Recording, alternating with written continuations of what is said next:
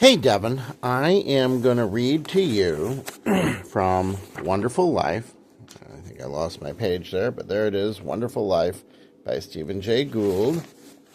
And let's find where we were in chapter 5. There we are. Okay. There's one of those weird worms. Okay. An examination of priapulid distribution provides a clue to their relative failure. All priapulids live in unusual, harsh, or marginal environments, as if they cannot compete in the shallow, open environments frequented by most standard marine organisms, and can hang on only where ordinary creatures don't bother. Two priapulid families include worms grown so small that they live among sand grains in the rich and fascinating but decidedly unstandard world of the so-called interstitial fauna. Many priapulids belong to the family Priapulidae. Priapulidae. P-R-I-A. There it is. Let's see. Priapulidae. Priapulidae.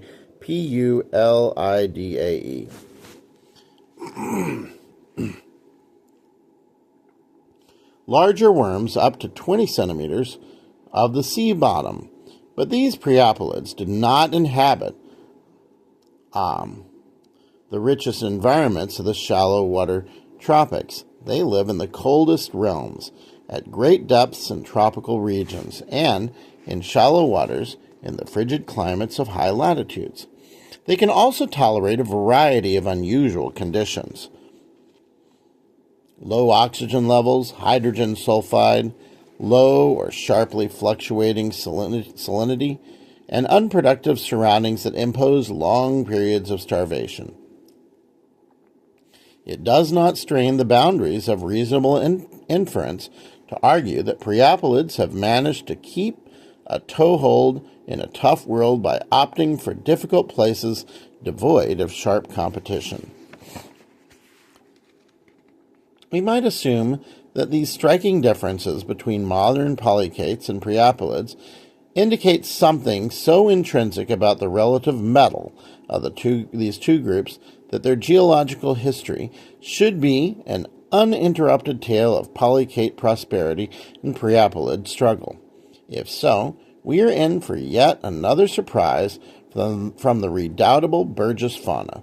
This first recorded beginning of modern soft-bodied life contains 6 genera of polychaetes and 6 or 7 genera of priapulids. See Conway Morris's Monographs on Priapulids, 1977, D, and Polychaetes, 1979. Furthermore, the Burgess priapulids are numerically a major component of the fauna, and among the anomalocarids and a few arthropods, the Earth's first apparent soft-bodied carnivores. Atoya prolifica, which is figure 5.1, there it is. Atoya prolifica. Okay. The most common of the Burgess priapulids swallowed its whole prey and swallowed its prey whole. Hyolithids, conical-shelled creatures of uncertain affinity, were favored as food. 31 specimens have been found in the guts of Atoya, most swallowed in the same orientation, and therefore almost certainly hunted and consumed in a definite style. One Atoya had 6 hyolithids in its gut. Another had eaten some of its own, the earliest example of cannibalism in the fossil record. By contrast, polychaetes, figure 5.2, I'll show you that in a second here, 5.2, figure 5.2, that is the Burgess polychaete canadia. Oh, I guess it's named after Canada. Okay, so By contrast, polychaetes, though equal to priapulids in taxonomic diversity, are much rarer numerically. Conway Morris remarks, in comparison to the situation in many modern marine environments, the Burgess shell polychaetes had a relatively minor role. Obviously, something dramatic and disastrous has happened to priapulids since the Burgess. Once they had no rivals for abundance among soft-bodied forms, exceeding even the proud polychaetes of current majesty. Now they are few and forgotten, denizens of the ocean's spatial and environmental peripheries. The entire modern world contains scarcely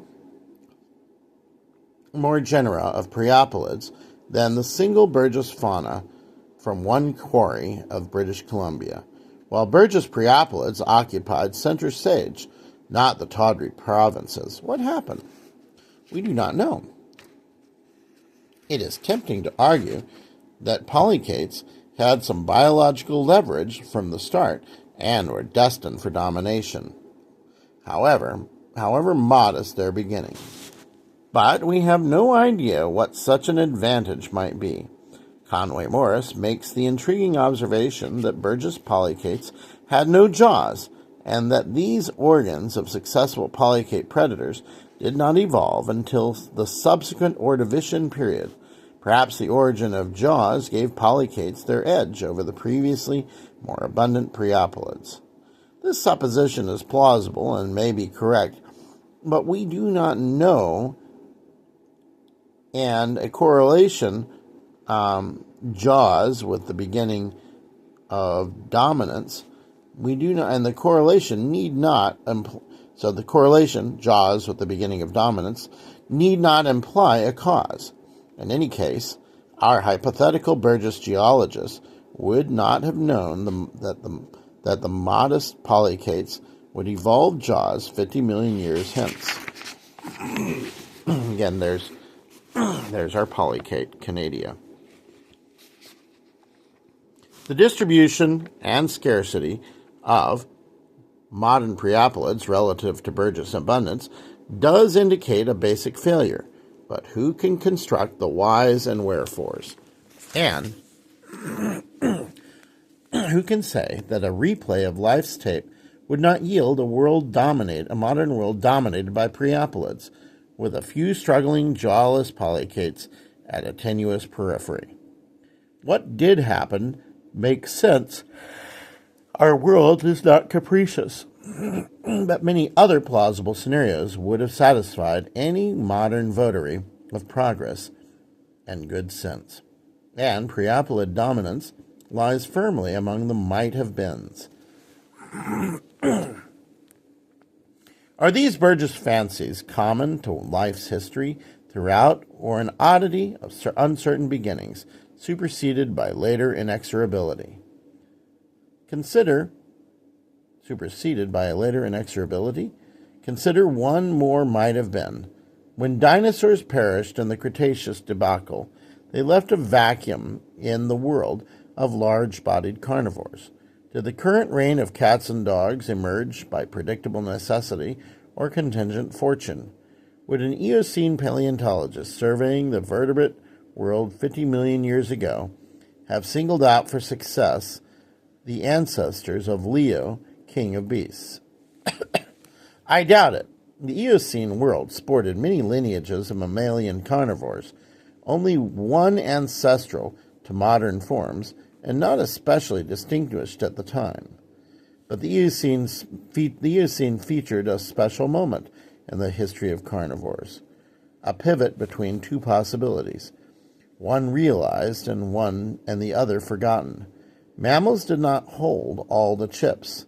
In 1917, the American paleontologists W.D. Matthew and W. Granger, paleontologists Matthew and Granger, described a magnificent and quite unexpected skeleton of a giant predaceous bird from the Eocene of Wyoming, Diatryma gigantea. Quote, Diatryma was a gigantic bird, ground-living with vestigial wings. In bulk of body and limbs, it equaled all but the largest of moas and surpassed any living bird. The height of the reconstructed skeleton is nearly 7 feet. The neck and head were totally unlike any living bird. The neck short and very massive, the head of enormous size with a huge compressed beak." End quote. The gigantic head and short, powerful neck identify a diatrema as a fierce carnivore, in sharp contrast with the small head and long, slender neck of the more peaceful ratites, ostriches, rheas, and their relatives. Like Tyrannosaurus, with its diminutive forelimbs, but massive head and powerful hind limbs, Diatrema must have kicked, clawed, and bitten its prey into submission. Diatremids, distant relatives perhaps of cranes, but no kin to ostriches and their ilk, ranged over Europe and North America for several million years. The plum of dominant carnivory